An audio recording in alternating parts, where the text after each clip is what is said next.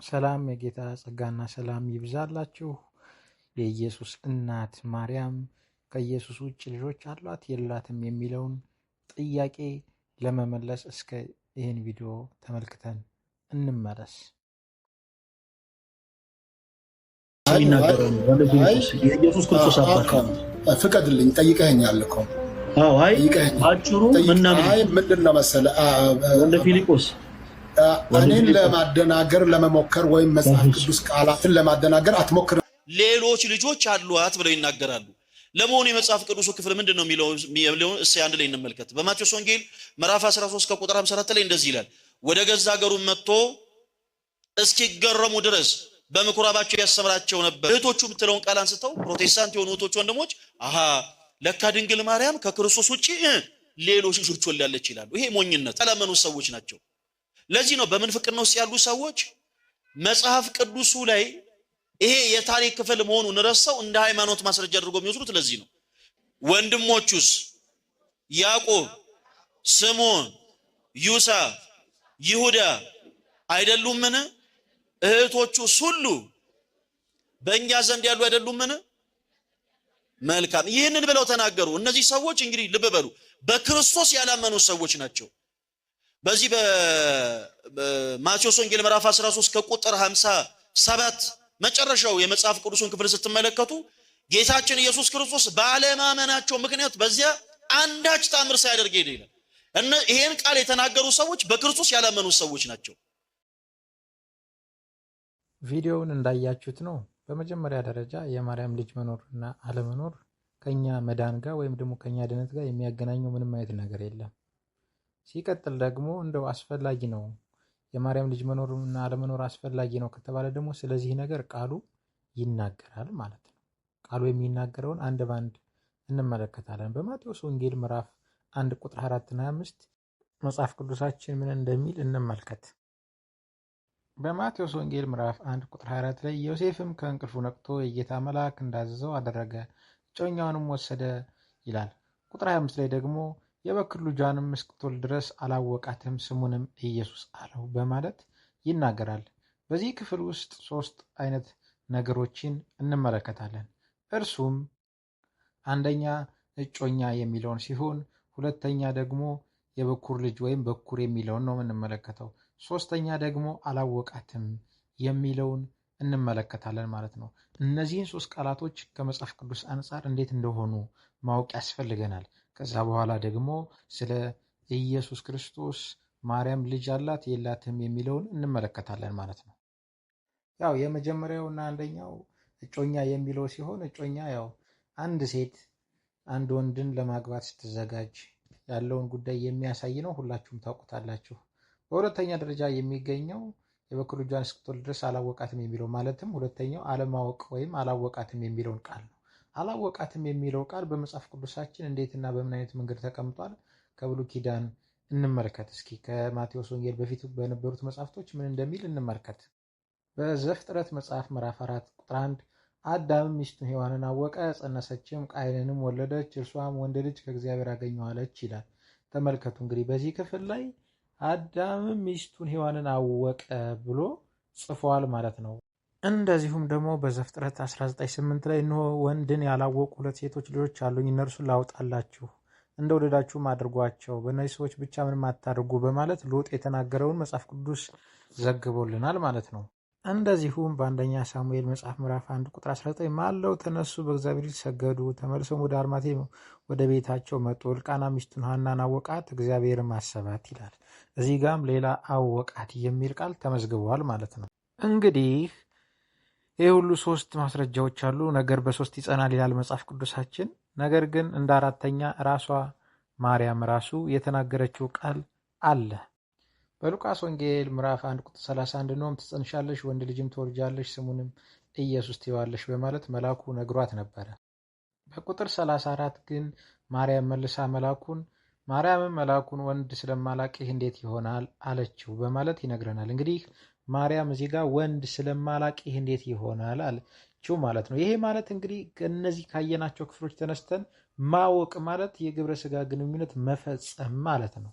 ስለዚህ መጀመሪያ ባነበብነው በማቴዎስ ወንጌል ምዕራፍ 1 ቁጥር 25 ላይ የበኩር ልጇን እስክትወልድ ድረስ አላወቃትም የሚለው የግብረ ስጋ ግንኙነት አላደረጋትም ማለት ነው። ማንን እስክትወልድ ድረስ? ኢየሱስን እስክትወልድ ድረስ። ኢየሱስን ከወለደች በኋላ ግን የግብረ ስጋ ግንኙነት አድርጋለች ማለት ነው። ምክንያቱም እስከዛ ድረስ የሚለው ኢየሱስ እስኪወለድ ድረስ ብቻ መሆኑን የሚያሳውቅና የሚገልጽ ስለሆነ ማለት ነው። ታዲያ ማቴዎስ ድረስ የሚለውን ቃል ሲጽፍ የጻፈበት ዋና ዓላማና ዋና ምክንያት አለ። ይህም ኢየሱስ ክርስቶስ ከተወለደ፣ ከሞተ፣ ከሞት ከተነሳ እንዲሁም ደግሞ ወደ አብ ካረገ በኋላ ነው ይሄ መጽሐፍ የተጻፈው። በአንዳንድ መምህራኖች ዘንድ ከ60 እስከ 70 የሚባለው አስተሳሰብ እንዳለ ሆኖ ማለት ነው። ስለዚህ ይሄ ድረስ ሲል አይሁዳውያኖች ስለ ኢየሱስ ክርስቶስ የሚያውቁት ኢየሱስ የጸራቢው የዮሴፍ ልጅ እንደሆነ እንጂ የእግዚአብሔር ልጅ እንደሆነ ስለማያውቁ ከዚህ ተነስቶ ማቴዎስ ለአይሁዳውያኖች ማስተላለፍ የፈለገው ነገር አለ። ይህም ዮሴፍ ምንም እንኳን የማርያም እጮኛ ቢሆን ነገር ግን ኢየሱስ ከመንፈስ ቅዱስ እንደተወለደና በእርግዝናው መካከል ዮሴፍ ማርያም የበኩር ልጇን ኢየሱስን እስክትወልድ ድረስ ምንም አይነት ግንኙነት እንዳላደረገ ለማረጋገጥ ሲል ድረስ የምትለውን ቃል የበኩር ልጇን እስክትወልድ ድረስ የሚለውን ቃል ተጠቅሟል ማለት ነው። ስለዚህ ድረስ ሲል ምን እያለ ነው? ኢየሱስ እስኪወለድ ድረስ ማርያምና ዮሴፍ መካከል ምንም አይነት ግንኙነት እንደሌለ እየተናገረ ነው ማለት ነው። እንግዲህ ሶስተኛውን ደግሞ ስንመለከት ሶስተኛው የበኩር ልጅ የሚለው ሲሆን የበኩር ልጅን ስንመለከት 3 አይነት የበኩር አይነቶች አሉ በመጽሐፍ ቅዱሳችን ተመዝግበው የሚገኙ። እነዚህም አንደኛው የበኩር አይነት የእስራኤል የበኩር አይነት ሲሆን ወይም የእስራኤል ብኩርና ማለት ነው። ስለ እስራኤል ብኩርና ሲናገር መጽሐፍ ቅዱስ በዘጸአት 4:23 ላይ እስራኤል የበኩር ልጄ ነው፣ ይገዛልኝ ዘንድ ልጄ ልቀቅ አልሁ፣ አንተም ትለቀው ዘንድ እምቢ አልህ፣ እነሆ እኔ የበኩር ልጅህን እገድላለሁ ትለዋለህ በማለት ይናገራል። እንደዚሁም ደግሞ ከእስራኤል ነገዶች አንዱ ነገድ በሆነው ላይ በኤርምያስ መጽሐፍ ምዕራፍ 31 ቁጥር 20 ላይ በእውነት ኤፍሬም ለእኔ የበኩር ልጄ ነውና ወይስ የተወደደ ሕፃን ነውን? በእርሱ ላይ በተናገርሁ ቁጥር አስበዋለሁ፣ ስለዚህ አንጀቴ ትታወካለች፣ ርኅራኄም እራራለታለሁ ይላል እግዚአብሔር በማለት ይናገራል ማለት ነው። እንግዲህ አንደኛው የበኩር አይነት የእስራኤል የበኩር አይነት ሲሆን እግዚአብሔር እስራኤልን ሕዝብ እንደ በኩር አድርጎ ይመለከተውና ያየው የነበረው ማለት ነው። ሁለተኛው የበኩር አይነት ደግሞ የመወለድ በኩር ማለትም እንስሳም ሆነ ሰው የመጀመሪያውን ሲወልድ ምን ይሆናል ማለት ነው? በኩር ይባላል። ማህፀኑን የሚከፍተው በሙሉ በኩር ተብሎ ይጠራል። ይሄ የበኩር አይነት ነው። ሁለተኛው ደግሞ ይህንን በመጽሐፍ ቅዱሳችን ለምሳሌ ዘፍጥረት ምዕራፍ 27 ቁጥር 19 ላይ ያዕቆብም አባቱን አለው የበኩር ልጅ እኔ ነኝ፣ የሰው ነኝ፣ እንዳዘዝከኝ አደረግኩ፣ ነፍስህ ትባርከኝ ዘንድ ቀና በል ተቀመጥ፣ ካደንኩትም ብላ በማለት የሚናገርበትን ክፍል እናገኛለን። እንደዚሁም ደግሞ ዘፍጥረት ምዕራፍ 41 ዮሴፍ የበኩር ልጁን ስምዖን ምናሴ ብሎ ጠራው የሚል እንመለከታለን። በኩር የሚሉትን ሙሉ መጽሐፍ ቅዱሳችን ላይ ተመዝግበው እናገኛቸዋለን ማለት ነው። እንደዚሁም ደግሞ በኩርን እግዚአብሔር አቅርቡልኝ ሲል ተመዝግበው እናገኘዋለን ማለት ነው። ስለዚህ ሁለተኛው የበኩር አይነት ከእንስሳም ሆነ ከሰው በኩር የመጀመሪያ የሚወለደው ሲሆን ልክ እንደዚሁ ኢየሱስም የመጀመሪያው የማርያም የተወለደ ልጅ ስለሆነ ምን አለ ማለት ነው? የበኩር ልጇንም እስኪወልድ ድረስ አላወቃትም አለ ማለት ነው። ሶስተኛው የበኩር አይነት ደግሞ የሙታን በኩር ወይም ከሞት የመነሳት በኩር ማለት ነው። ይሄ ከሙታን መካከል ተለይቶ የመነሳት ከሞት ሳይሆን ከሙታን። ከሞት ብዙ ሰዎች ተነስተዋል። አልዓዛር ተነስተዋል በብሉይ ኪዳን፣ ኤልሳ አስነስተዋል፣ ኤልያስ አስነስተዋል። እሱ አይደለም፣ ከሙታን ይለያል። ከሙታን ማለት ሰው ሞቶ ወደ መቃብር ገብቶ የሚነሳበት አነሳስ። ከዛ ሁሉ በኩር ደግሞ ማን ነው?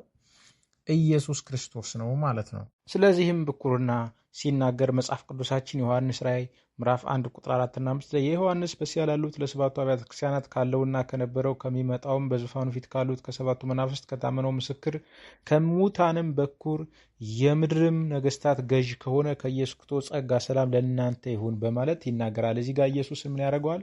ከሙታን በኩር ብሎ ሲያስቀምጠው እንመለከታለን ማለት ነው። እንደዚሁም ደግሞ በሌሎች መጽሐፍቶች ላይ አሉ። እንደዚሁም ደግሞ ዕብራውያን መጽሐፍ ምዕራፍ 1 ቁጥር 6 ላይ የዕብራውያን ጻፊ የኢየሱስ ክርስቶስን በኩርነትና የመላእክትን ሲያወዳድር ደግሞ በኩር ወደ ዓለም ሲያገባ የእግዚአብሔር መላእክት ሁሉ ለእርሱ ይስገዱ በማለት የተናገረው ክፍል አለ።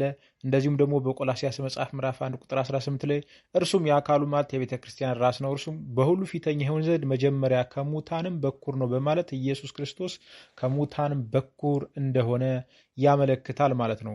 ስለዚህ እንደነዚህ አይነት በኩርናዎች አሉ። በተጨማሪም ደግሞ ያው በኩር የሚለው ከዓለም ፍጥረት በፊት የነበረውን የክርስቶስ ኢየሱስን በኩርነትም የሚናገር ክፍል አለ።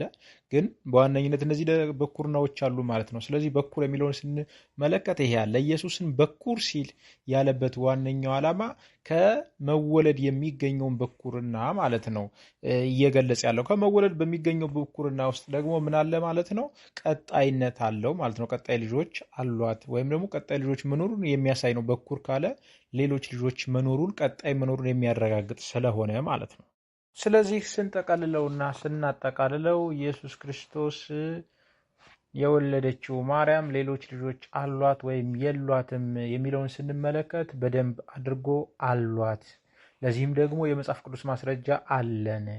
ለምሳሌ በማቴዎስ ወንጌል ምዕራፍ 13 ቁጥር 54 ጀምሮ ያለውን የተናገሩት በኢየሱስ ክርስቶስ የማያምኑ አይሁዳውያኖች ናቸውን ብለው ኦርቶዶክስና ወንድሞቻችን መልሰዋል። ነገር ግን እነሱ ስለማያምኑ ከሆነ የተናገሩት የሚያምኑ ሰዎች የተናገሩት ደግሞ የመጽሐፍ ቅዱስ ክፍሎች አሉ። ከዚህ በኋላ የሚቀርቡትን የመጽሐፍ ቅዱሶችን እስኪ እንመለከታቸው። በዮሐንስ ወንጌል ምዕራፍ 7 ቁጥር 3 ጀምሮ ሲናገር እንደዚህ በማለት ይናገራል። እንግዲህ ወንድሞቹ ደቀ መዛሙርትህ ደግሞ የምታደርገውን ስራ እንዲያዩ ከዚህ ተነስና ወደ ይሁዳ ሂድ፣ ራሱን ሊገልጥ እየፈለገ በስውር የሚሰራ የለምና እነዚህን ብታደርግ ራስህን ለዓለም ግለጥ አሉት። ወንድሞቹስ እንኳ አላመኑበትም ነበርና በማለት ይነግረናል። እንግዲህ በዚህ ክፍል ላይ ዮሐንስ ይመሰክርልን ወንድሞቹ ሂድና ራስህን ግለጥ ያሉት ነው ይለናል። እንግዲህ እንደ ኦርቶዶክሶች አስተሳሰብና አመለካከት ወንድሞቹ የሚላቸው ደቀ መዛሙርቱን ነው እንዳንል ደቀ መዛሙርቱ ራሳቸው በአንተ እንዲያምኑ ብለው የደቀ መዛሙርቱን ስም ሲጠሩና ሲጠቅሱ ጽፎልናል ማለት ነው። ስለዚህ ይህኛው አንድ የሚያስረዳ ነው። ሌላው ደግሞ ይሄ የማያምኑ ሰዎች ነው እንዳንል ዮሐንስ የእሱ ደቀ መዝሙርና በአዲስ ኪዳን መጽሐፍ ውስጥ 5 መጽሐፍቶችን የጻፈልን የዓይን እማኝ የነበረ ኢየሱስ ክርስቶስ ይወደው የነበረ እንደዚሁም ደግሞ በስተመጨረሻ ማርያምን እነኋት ልጅህ ብሎ የሰጣት ናት ማለት ነው። ሌላም ደግሞ ተጨማሪ ጥቅስ እናምጣ። በማቴዎስ ወንጌል ምዕራፍ 12 ከቁጥር 46 ጀምሮ ገናም ለሕዝቡ ሲናገር እነሆ እናቱና ወንድሞቹ ሊነጋገሩ ፈልገው በውጭ ቆመው ነበረ። አንዱም እነሆ እናትና ወንድሞቹ ሊነጋገሩ ፈልገው በውጭ ቆመዋል አለው። እንግዲህ በዚህ ክፍልም እናቱ ከወንድሞቹ ጋር መጣ እየፈለገችው እንደነበረ የሚያሳይን ክፍል ጠቅሰዋል ማለት ነው። እንዲሁ ደግሞ ሌላ 3ኛ ጥቅስ ደግሞ እናምጣ። ትልቅ የወንጌል ምሳሌ የሆነውና 14 መጽሐፍቶችን ያክል በመጽሐፍ ቅዱሳችን የጻፈልን ሐዋርያው ጳውሎስ የሚመሰክረው ምስክርነት በገላትያ መጽሐፍ ምዕራፍ 1 ቁጥር 18 እና 19 ላይ ከዚህ ወዲያ ከ3 ዓመት በኋላ ኬፍን ልጠይቀው ወደ ኢየሩሳሌም መጥቼ ከእርሱ ጋር 15 ቀን ሰነበትኩ። ነገር ግን ከጌታ ወንድም ከያዕቆብ በቀር ከሐዋርያት ሌላ አላየሁም በማለት ኬፍን ልጠይቅ በመጣበት ጊዜ ከጌታ ወንድም ከያዕቆብ በማለት የጌታ ወንድም ያ ማቴዎስ 13 ላይ የተጠቀሰውን ማለት ነው ያዕቆብን ሲጠቅሰው እንመለከታለን ማለት ነው። እንደዚሁም ደግሞ ራሱ ያዕቆብ ራሱ በመልእክቱ ላይ የጻፈልን አንድ ነገር አለ። ያዕቆብ መልእክት ምዕራፍ 1 ላይ ቁጥር 1 ላይ ስንመለከት የእግዚአብሔርና የጌታ ኢየሱስ ክርስቶስ ባሪያ ያዕቆብ ለተበተኑት ለ12 ወገኖች ሰላም ለእናንተ ይሁን በማለት ይናገራል። ይሄ ያዕቆብ የኢየሱስ ክርስቶስ ወንድም ያዕቆብ ነው። ምክንያቱም የሐዋርያው ያዕቆብ ነው ወይም ደግሞ የዮሐንስ ወንድም ያዕቆብ ነው ማለት አንችልም። ማለት ማንችልበት ምክንያት ምንድን ነው? ያዕቆብ ሐዋርያት ሥራ ምዕራፍ 12 ላይ ደቀ መዝሙር ያዕቆብ ማለት ነው ተሰይፎ ሞቷል። ከምዕራፍ 12 በኋላ ያለው ያዕቆብ የኢየሱስ ክርስቶስ ወንድም ያዕቆብ እንጂ ሌላኛው አይደለም። የኢየሱስ ክርስቶስ ወንድም የነበረው አምኖ ተመልሶ ከኢየሱስ ማገልገሉን ቀጥሎ ስለነበረ ማለት ነው። እንደዚሁም ደግሞ ይሁዳ የሚባለው ወንድሙ ራሱ አንድ መጽሐፍን በይሁዳ መልእክትን ጽፎልናል። እሱም ደግሞ የኢየሱስ ክርስቶስ ባሪያ የያዕቆብ ወንድም የሆነ ይሁዳ በማለት ይናገራል ማለት ነው። ስለዚህ እነዚህ ሁሉ ማስረጃዎች ተጠቅልለው ኢየሱስ ክርስቶስን የወለደችው ማርያም ከኢየሱስ ውጭ ሌሎች ልጆች መኖራቸው ማረጋገጫ ነው ማለት ነው።